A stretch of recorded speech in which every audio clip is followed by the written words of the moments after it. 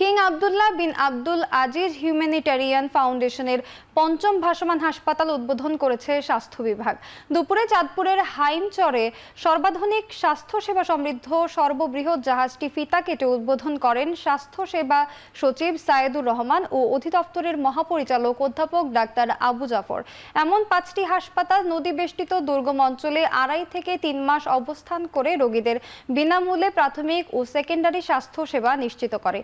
আগামী 5 বছরে 12 জেলার 13 উপজেলার 33 লাখ রোগীকে সেবার লক্ষ্যমাত্রা ঠিক করেছে ফাউন্ডেশনটি।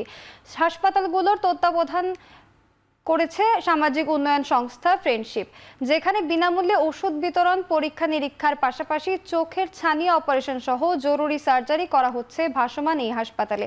অতি জরুরি বড় ধরনের চিকিৎসার ক্ষেত্রে রোগীকে জাহাজে সংযুক্ত স্পিড বোটের মাধ্যমে নিকটবর্তী উপজেলা বা জেলা সদর হাসপাতালে পাঠানো হয়।